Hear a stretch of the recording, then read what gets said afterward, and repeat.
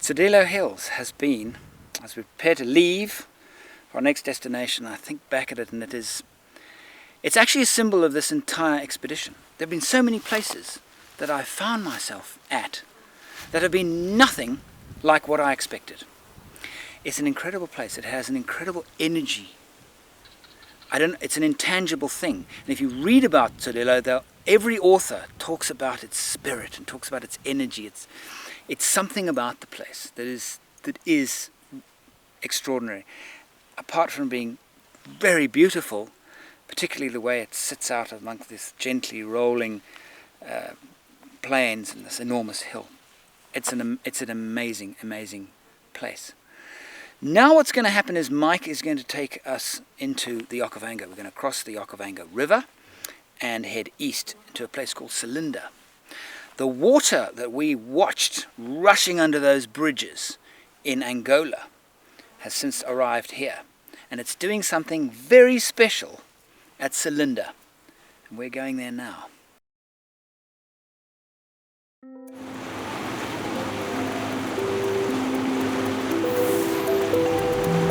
The Okavango River, which we are following, is to the east of us. We're going to return briefly to Shakawe because I have some unfinished business there, and that is to feed that fish eagle.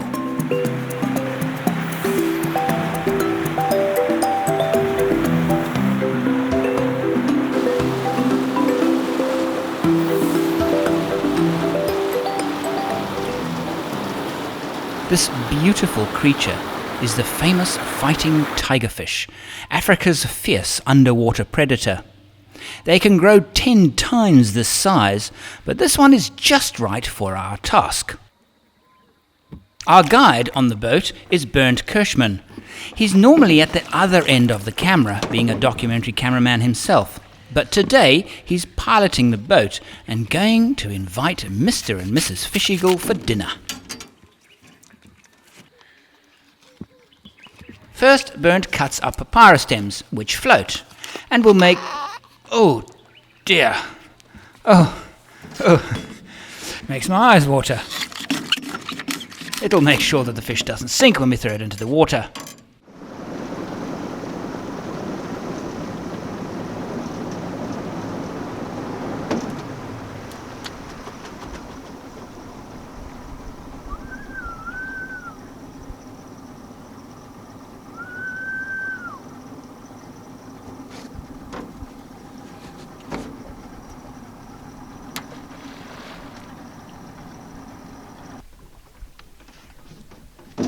It's a waiting game.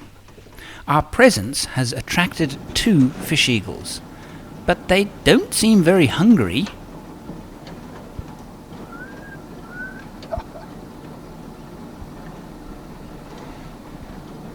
Then one of the eagles swoops down, but it doesn't like what's on the menu.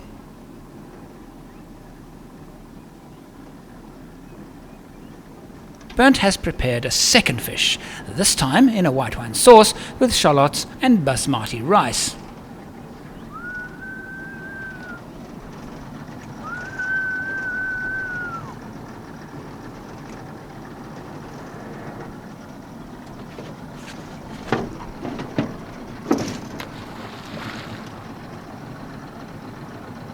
Then another. This time he drops it. Second one from the car coming in. This one coming in. Alright, this one also.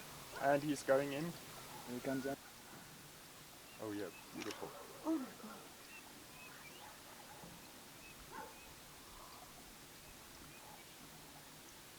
god.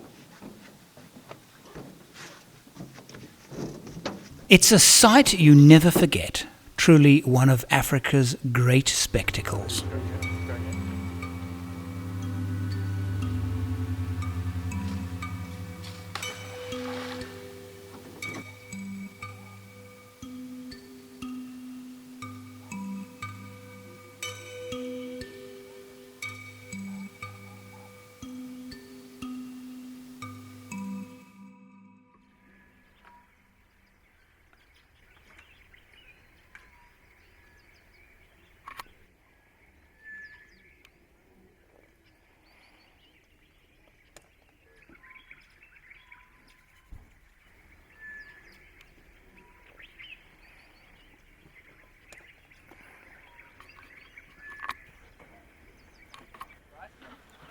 Having returned briefly to Shakawe, it's time to check my vehicle before we head off into the wilderness again. And I found something wrong with it. Yeah, it's coming loose. That's right. I don't know how much more I can go because I'm going to lose this bolt. This is what remains of our previous fan belt. Fortunately, this engine has two of the main fan belts that drive the water pump and the alternator. One of them, well, I don't know when it happened. I have checked the engine about 4 days ago, I suppose. I would have seen that. Anyway, so we're here. I carry a spare. This is an old one, but luckily I have a spare. It's an easy repair, taking no more than 30 minutes. Okay, because I actually think it was slightly too loose, and that might have been the reason why it Went off in the first place. came off and it disintegrated, because there was friction, because it was a bit soft.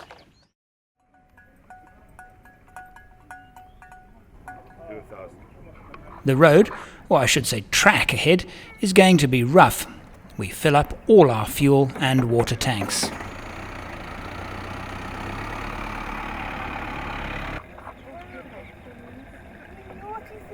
You are.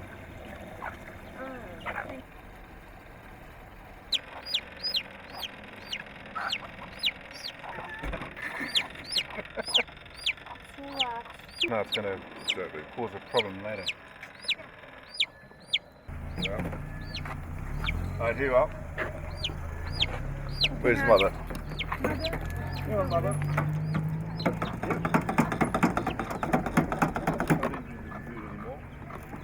Oh yes, I am.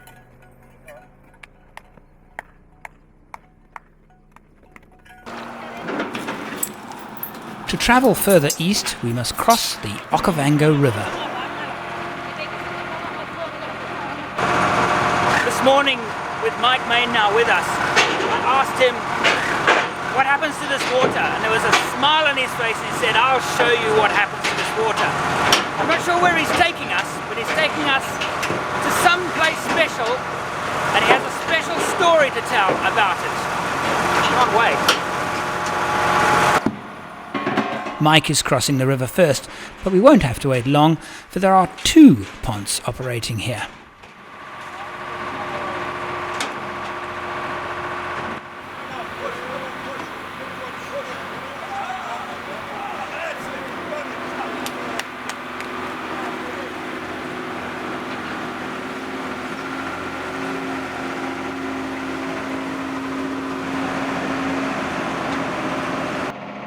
I can't help but look at all of this water. About 3 weeks ago in the highlands of Angola, I watched it. I stood in it. I drank it. I swam in it. It's probably taken all of those 3 weeks to get to this point.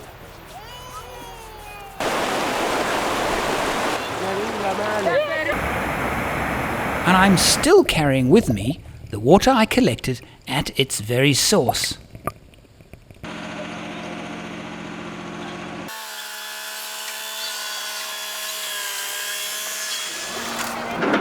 I mentioned earlier on that I'm conducting a bit of an experiment here.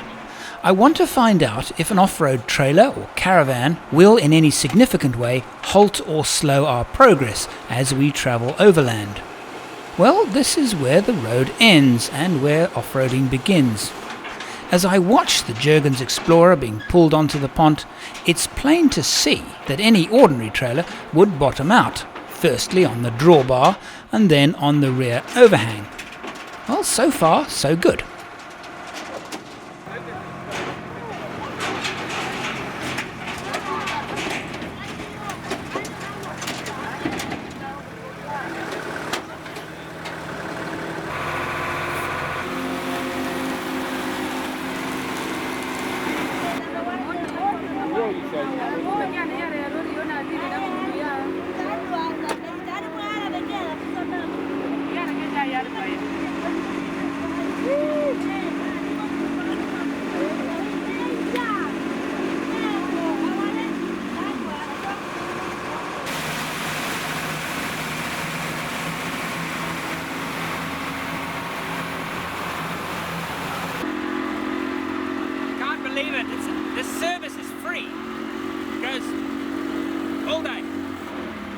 my charge. Amazing.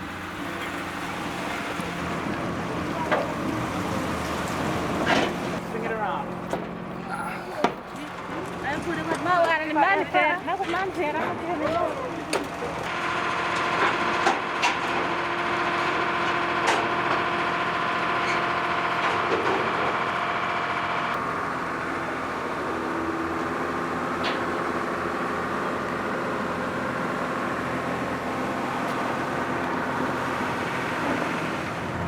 This dog, they're all over Botswana. They're collectively known as the Ngami Land Pointer.